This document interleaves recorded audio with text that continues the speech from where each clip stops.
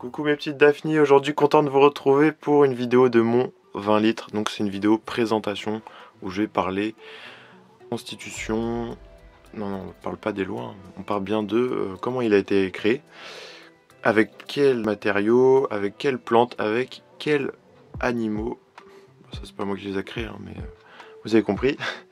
Donc voilà, on commence tout de suite par le hardscape et tout ce qui est minéral, tout ce qui n'est pas vivant. Donc vous avez bien pu le voir, on est sur un hardscape qui est composé exclusivement de roches.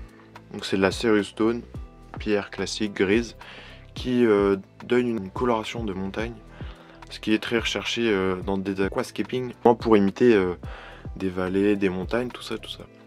Ensuite j'ai utilisé du bois de haie que j'ai mis trempé dans l'eau, qui a coulé, que là j'ai planté dans le sable, j'ai mis de la mousse de java dessus, et voilà, ça donne un peu un effet d'arbre dans une montagne.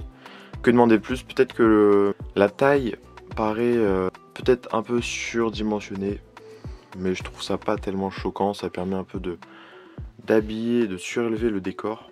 Donc moi je dis pourquoi pas. Donc voilà, donc faut savoir que la Serious Stone influe un peu sur les paramètres de l'eau, sur le cache et un peu le pH. Donc on aura une eau un peu plus dure, un peu plus basique. Donc ça c'est pour la partie plus technique. On va passer sur tout ce qui est vivant, tout ce qui est végétaux.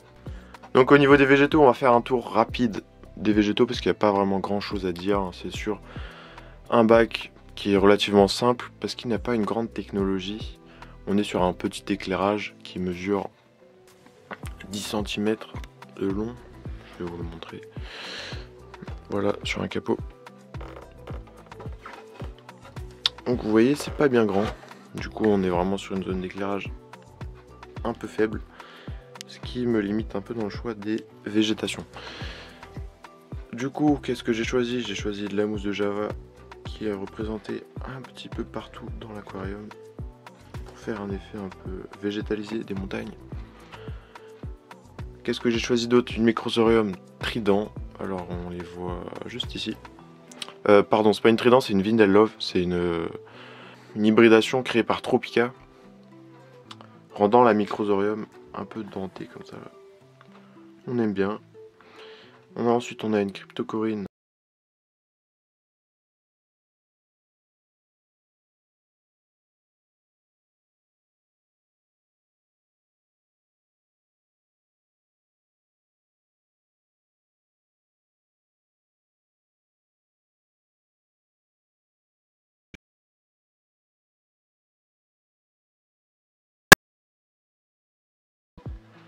J'ai une Bucephalandra au fond. C'est une Bucephalandra Venus qui n'est pas en super état, mais on croise les doigts pour qu'elle reprenne de plus belle. Et voilà, on a fini sur le tour des plantes. Maintenant on va commencer sur les animaux. Alors faut savoir qu'il y a une grande variété d'animaux dans l'aquarium, hein, ça se voit. Non, pas du tout. Il n'y a que de la Blue Velvet. Donc c'est une crevette Blue Velvet. Il y en a 10. Donc le nom scientifique c'est Neocaridina davidi. Vous affolez pas, je vais l'écrire sur la vidéo. Très belle crevette qui se vend assez bien sur le marché, très recherchée. Alors j'ai sauté sur l'occasion quand j'en ai vu des pas très chers à côté de chez moi, qui viennent bien sûr d'un vendeur amateur, enfin plutôt d'un éleveur amateur, c'est pas un vendeur le mec.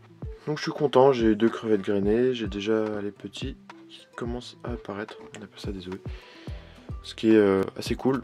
Bon, il y en a qui sont encore grises, mais ça commence à prendre de la couleur bleue, donc moi je suis content, je vais pouvoir continuer ma sélection, ma reproduction, et j'enlèverai plutôt toutes les déclassées un peu. Des bleus plus clairs, des gris. Vous connaissez le principe de la sélection de variétés. Pour finir, on va parler un peu de ce chemin. Alors, pourquoi avoir créé ce chemin-là?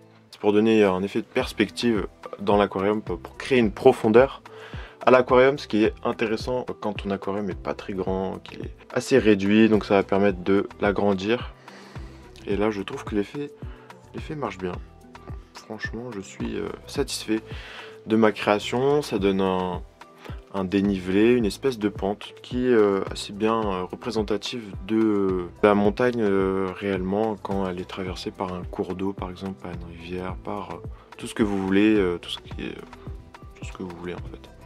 Tiens, sinon je vous vois venir déjà en train d'écrire pourquoi il n'y a pas de chauffage, pourquoi il n'y a pas de filtre. Alors c'est un bac low-tech, donc basse technologie. Pour une raison simple, l'aquarium est dans une chambre, le filtre fait du bruit, le filtre est chiant quand on dort. Donc j'ai décidé de l'enlever, surtout que lorsque j'ai introduit les crevettes, j'ai vu une crevette qui avait la tête coupée.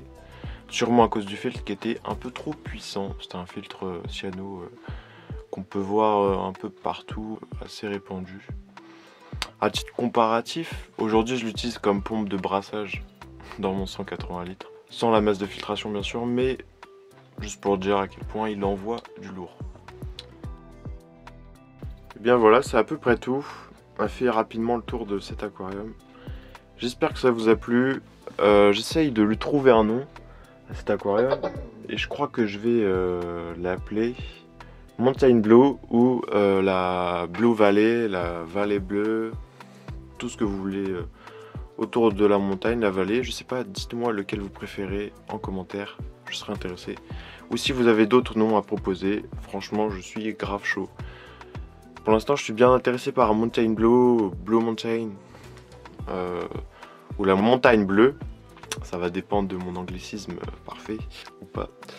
Donc voilà, alors on touche à la fin de la vidéo, mettez un petit like, ça serait gentil, un petit commentaire aussi, ça ferait plaisir de vous lire. Et moi je vous dis à la prochaine mes petites Daphné, portez-vous bien, allez ciao ciao.